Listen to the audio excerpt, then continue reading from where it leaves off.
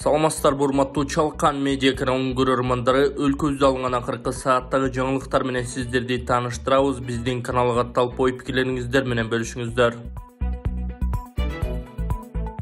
Адил Турдукулов уюшкан кылмыштуу топтор бул өлкө экономикасындагы кесепет. УКМК өлкөдөгү терс көрүнүштөргө каршы күрөшүн этаптуу улантып келатат. Коррупция жана уюшкан кылмыштуулуктун өзөгү кайсы бир деңгээлде бир.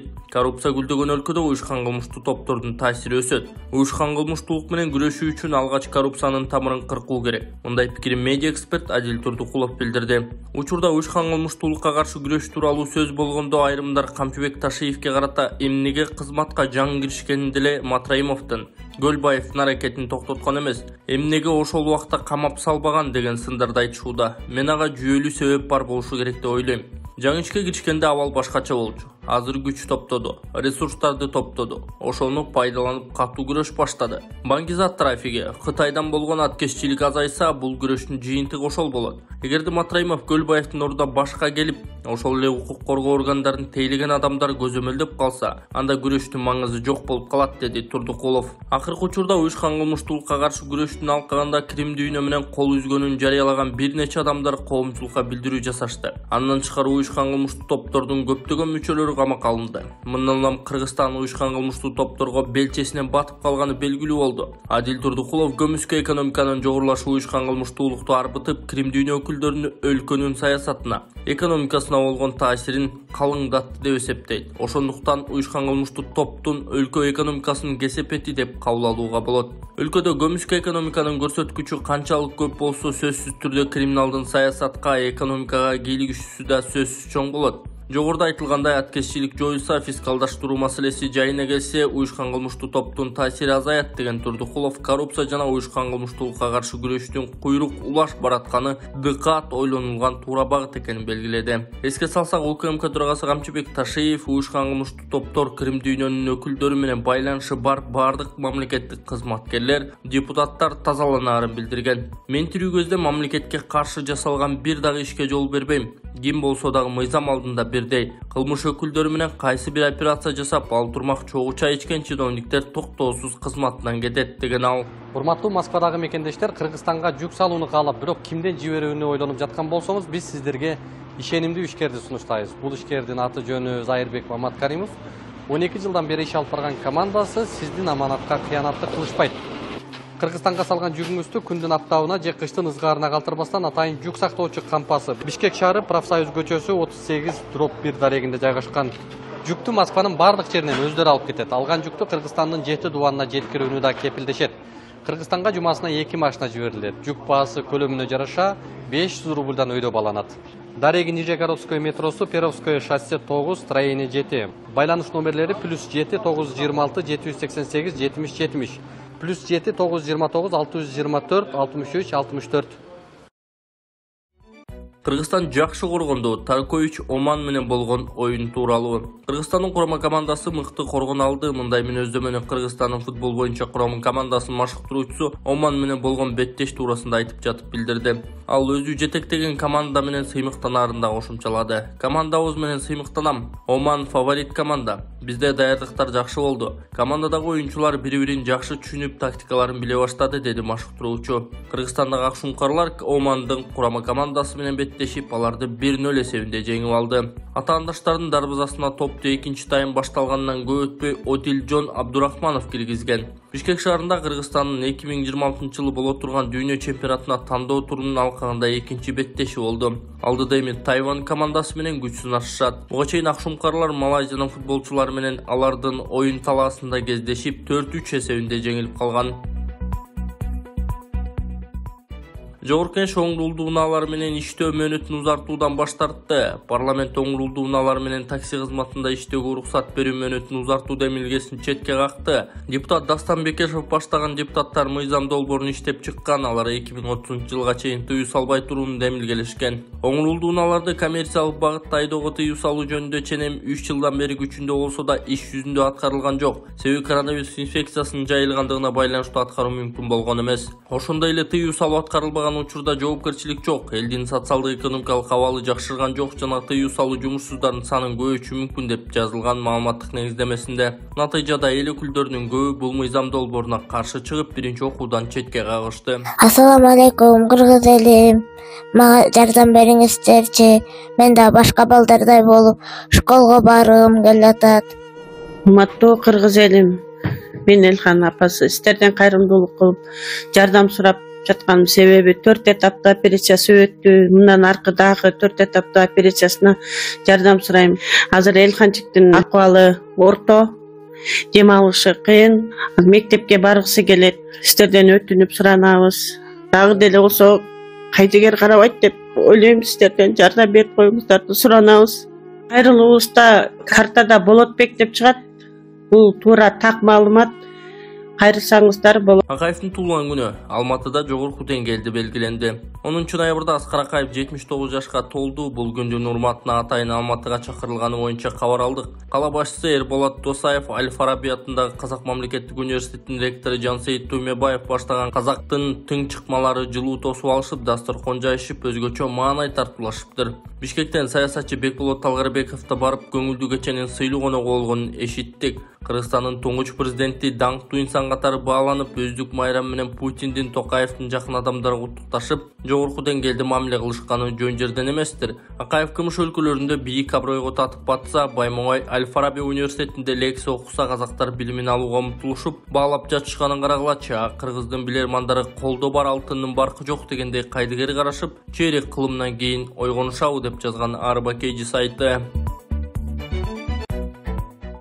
Токтогул кесин кайтарып жатып, шеригин атып качып кетти деп шектелип жаткан жоокер кармалганын ИИМдин маалымат кызматы кабарлады. Эске салсак, 20 ноябрда Токтогул кесинде ички аскерлер бөлүгүнүн жоокери аны менен кошо кызмат өтөп жаткан куралдашын атып алганы айтылган. Бул окуядан кийин аталган жерде күзөт күчөтүлүп, шектүү изделип жаткан. БУ аттуу шектүү болжол менен саат 16:00 чамасында колго түшүрүлгөн. Жалал Абад милициясынын жетекчилиги жана атайын түзүлгөн ыкчам тергөө тобу УКМКнын облустагы башкармалыгы жана ИИМдин ички аскерлеринин кызматкерлери 21 жаштагы жоокерди Кара Көл шаарындагы турак жайлардын биринин чатырында жашынып жаткан жеринен кармап, курал алынган деп айтылат маалыматта. 20 жаштагы аскерди өлтүрүүгө шектелген жоокер аскер прокуратурасына өткөрүп берилгени кошумчаланды. Учурда тергөө амалдары жүргүзүлүүдө. Кандай болуп калдыңыз? Ден соолук жакшы болуп калды. Келип бияка дарылансаңар болот экен. Мен да Юруфага баргам, дарын түрүн ичкем. Аягында ситрамон ичип калгам. Калыңдап төшөк жамынып, бутка байпак кийип, башыма баш кийим кийип эле ушинтип калдым менен. Азыр бир кат журкан менен ызып атам. Кудайга шүгүр. Дары алсаңар андан көп кетет экен. Андан көрө ушундан лечение алгыла мына. Денеңер да жумшарат экен. Кан тамырыңар иштеши жакшы болуп калат экен. Денеңер жыргайт экен кыскасы. Мына беттеримдагы кан жүгүрүп, башым оорубай калды. Ситрамон ичип эле жүрчү элем, мен Кудайга шүгүр ситрамон көрө элекмин. Дары көрө элекмин. Шүгүр келип дарыланып кеткиле. Жакшы экен, аябай жакшы. Жардам берет экен. Суук тийген, гаймарит, жамбаш оору, тизек оорулар бүт эле келип атат, мен өз көзүм менен көрүп атам. Мына мындай тер деген анда-санда чыкчу эле. Азыр былчылдап тердеп атам. Келип дарыланып кеткиле. Рахмат, Алла шифасын берсин. Эгерде да сиздерде да ушундай көйгөйлөр болуп жатса, башыңыздар ооруп, таманыңыздар муздап, суук тийген, муун оору, башыңыздар ооруса, ушундай кылып простатиттен, гаймориттен арылтабыз. От процедурасы жасалат. Толук маалыматтуу экрандагы номерлер, биздин адрес Ош шаары, Масалиев 73, Арентур Горбанядагы Оптима банктын жанында. Эртай Исаков бейбаштык беренеси боюнча акталды. Блогер Эртай Исаков июль айында кармалып ага 2 берене боюнча айып тагылган. 20 ноябрда Сокулук райондук соту өкүм чыгарганын блогердин жактоочусу Шердор Абдыкапаров билдирди. Соттун чечими менен Эртай Исаков 280 берене бейбаштык боюнча акталып, ал эми 279 берене жолдорду мыйзамсыз тосуу боюнча күнөөлүү деп табылып, 50 000 сом айып пул салынды. Бирок биз жолдорду мыйзамсыз тосуу беренеси боюнча соттун Сотунун чыгарган чечимине макул эмеспиз. Апелляциялык даттануу менен жогорку инстанцияга кайрылам. Эртай Исаковдон тышкары Орок айыл өкмөтүнүн башчысына, Сокулук район акимине жана тергөөчүгө да сот тарабынан чара көрүлсүн деген жеке аныктама чыкты, деди жактоочу. Эске салсак, ушул жылдын июль айында Селекс айылынын 100дөн ашык тургундары таза суу маселесин чечүүнү талап кылып, жолду тосуп салышкан. Айылдын жашоочуларына Чүй милициясынын Сокулук райондук ички иштер башкы башкармалыгынын жетекчилиги өздүк курамы менен Сокулук районунун акими жана Бишкек шаарынын суу чарбасынын башчысы түшүндүрүү иштерин жүргүзгөн. Бирок топтолгон тургундар милиция кызматкерлерине таш ыргытып, баш ийбей жолду тосууну улантышкан. Милициянын версиясы боюнча текшерүүнүн жүрүшүндө Селекс айылынын Сары Өзөн жаңы конушунун тургундарынан WhatsApp группасына блогер Эртай Исаков кошулуп, суу маселеси боюнча болуп жаткан талкууга катышып, жергиликтүү тургундарды радикалдык кыймыл-аракет жасабаса суу маселеси чечилбесин баса белгилеп, жолду жабуу керектигин айткан жана ал өзүнүн социалдык тармактардагы жеке баракчалары аркылуу колдоо көрсөтөөрүн билдирип, жолду жабууга үгүттөгөн. Муну менен Селекс айылындагы жолду жабуу атайын уюштурулган жана ишке ашырылган иш-чара экендиги такталып, Эртай Исаков жана 2 жергиликтүү тургун кармалган.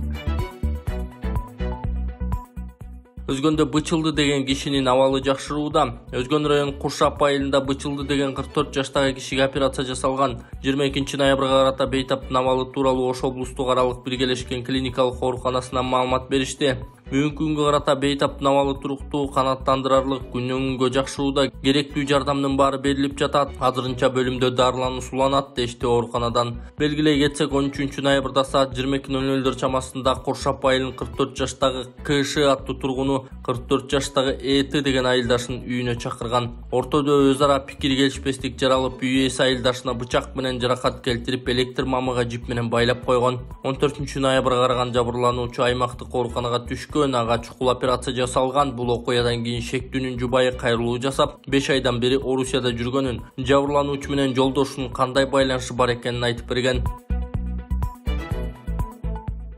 Ата сабакта жатат, баласын таштаган келин кандай шартта төрөгөнүн айтты. Борбор калаанын Арча Бешик конушундагы үйлөрдүн биринин алдында ташталган баланын ишин акыйкатчы Жамиле Жаманбаева жеке көзөмөлүнө алган. Бул тууралуу аталган институттан билдиришкен. Жамиле Жаманбаеванын тапшырмасы менен институттун кызматкерлери төрөт үйүнө барып, ымыркайдан кабыл алышкан. Башка дарыгердин маалыматы боюнча 19 ноябрда саат 23:05 кабыл алуу бөлүмүнө милиция кызматкерлери каттуу үшүп калган жаңы төрөлгөн баланы алып барышкан. Балага бронопневмония деген диагноз коюлган. Азыр наристе дарыгерлердин көзөмөлүндө кайра жандандыруу бөлүмүндө жатат. Дарылоо программасына антибиотиктер кошулду. Институттун кызматкерлери төрөт үйүн башка дарыгер менен дайыма байланышта болуп жатышат, дешти институттан. Андан тышкары Ленин милициясынын убактылуу кармоочу жайына отурган баланын энеси ЖС менен сүйлөшүү жүргүзүлдү. Келин институттун кызматкерлерине кандай жагдайда төрөгөнүн айтып берген. Анын айтымында үй шартында төрөгөн ата энеси анын кош бойлуу экенин билишкен эмес. Баланын атасы ким экенин билет, ал адам учурда абакта жатат. Кармоо шарттарына даттанган эмес. Келин кылмыш жаза кодексинин 37-125 беренеси боюнча айыпталууда. Ага мамлекеттик жактоочу берилген. Тергөө тарабынан тиешелүү экспертиза дайындалган. Акыйкатчы мамлекеттик органдарды баланын укуктарын коргоону камсыздоого чакырат. Бишкекте МРТдан бекер өткөргөн акцияга жазылуу эмнеге токтотулду, түшүндүрмө. Саламаттыкты сактоо министрлиги улуттук госпиталда жаңы МРТ ишке киргенине байланыштуу акысыз жасалчу диагностикага жазылгандардын тизмеси толуп калгандыгын билдирип, жагдайдын себебин түшүндүрдү. Эске салсак, аталган министрлик 3 күндүк акция жарыялап, муктаж болгондор жана магниттик резонанстык томографиядан алдын ала катталып, бекер өтө аларын кабарлашкан. Бирок шаардыктар көрсөтүлгөн телефон номерлери иштебей жаткандыгын айтып, редакцияга кайрылышкан. Бул боюнча улуттук госпиталдын башкы дарыгердин орун басары Бүбү Ибраимова түшүндүрмө берип, ага техникалык шарттар себеп болгонун айтты. 3 күндүк акция жарыяланган бүгүнкүдөн баштап саат 9-дан 4-кө чейин иш жүрүп жатат. Жолдомо менен келип жазылышкан. Bir күндө 10 бейтапты өткөрүп жатабыз. Элдин кайрылуусу абдан көп болууда. Аппараттын кубаттуулугу ошого туура келгендиктен акцияга жазылбай калгандар болууда. Тагыраагы акцияга жазылуу толук токтотулду деп Ибраимов билдирди. Дарыгер МРТ аппараттар күнүнө 10 кишини өткөрө аларын, 3 күнгө 30 ашып кетсе 32 киши болушу мүмкүндүгүн айтып, андан ашса оордук келерин кошумчалаган.